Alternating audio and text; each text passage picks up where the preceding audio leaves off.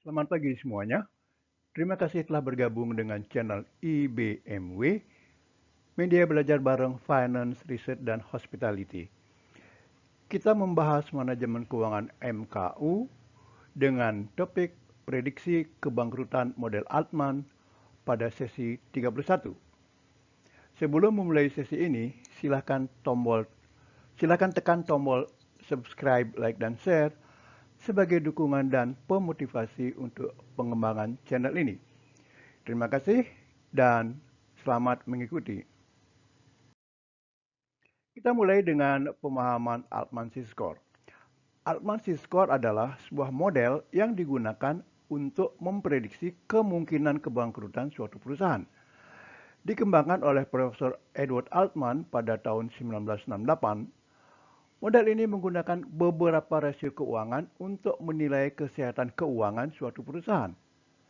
Tujuannya adalah untuk memberikan peringatan dini terhadap risiko kebangkrutan.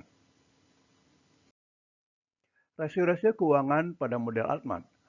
Model Altman Z-Score menggunakan 5 rasio keuangan yang secara historis terbukti menjadi prediktor kebangkrutan. Rasio-rasio tersebut adalah 1.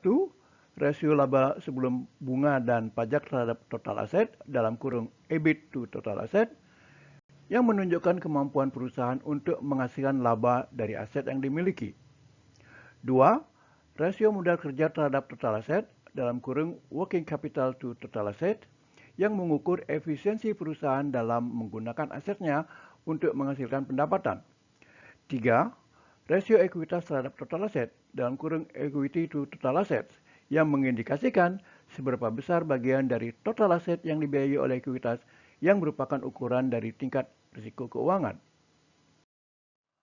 4. Rasio laba yang ditahan terhadap total aset dalam kurung retained earnings to total assets yang menunjukkan seberapa banyak laba yang ditinggalkan perusahaan untuk mengembangkan bisnisnya. 5. Rasio penjualan terhadap total aset dalam kurung sales to total assets yang memberikan gambaran tentang kemampuan perusahaan dalam menghasilkan pendapatan dari aset yang dimiliki. Kita lanjut dengan pembahasan peluang kebangkrutan. Setiap rasio kemudian diberi bobot tertentu dan digunakan untuk menghitung skor Z. Skor Z yang lebih tinggi menunjukkan kemungkinan kebangkrutan yang lebih rendah. Sementara skor Z yang lebih rendah menandakan kemungkinan kebangkrutan yang lebih tinggi. Skor Z diinterpretasikan sebagai berikut. Skor di atas 3.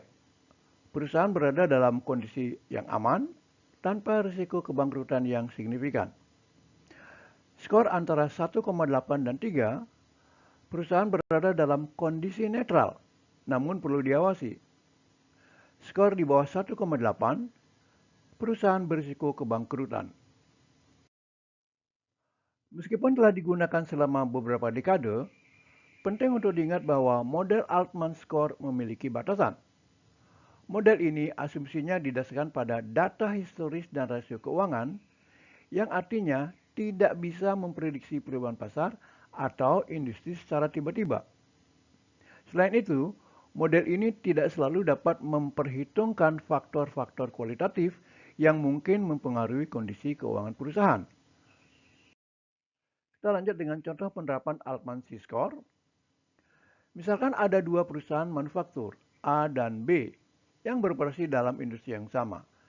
Kita akan menggunakan rasio keuangan yang diberikan untuk kedua perusahaan dan menghitung skor Z untuk masing-masing perusahaan. Perusahaan A, EBIT to total asset sama dengan 0,10. Working capital to total asset sama dengan 0,25. Equity to total asset sama dengan 0,40. Retained earnings to total asset sama dengan 0,20. Sales to total asset sama dengan 0,75. Perusahaan B, EBIT to total asset sama dengan 0,05. Working capital to total asset sama dengan 0,15. Equity to total asset sama dengan 0,30. Retained earnings to total asset sama dengan 0,10.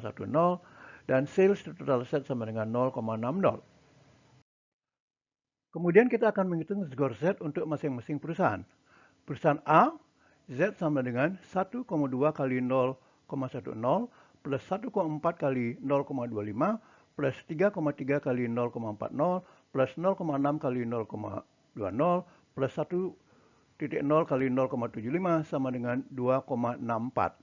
Perusahaan B, Z sama dengan 1,2 kali 0,05 plus 1,4 kali 0,15 plus 3,3 kali 0,30 plus 0,6 kali 0,10 plus 1,0 kali 0,60 sama dengan 1,89. Dari hasil perhitungan di atas, kita melihat bahwa perusahaan A memiliki skor Z sebesar 2,64, sementara perusahaan B memiliki skor Z sebesar 1,89. Dengan mengacu pada interpretasi skor Z, perusahaan A berada pada kondisi yang relatif aman, dalam kurung skor di atas 1,8, sementara perusahaan B berada dalam kondisi netral dan memerlukan pemantauan lebih lanjut.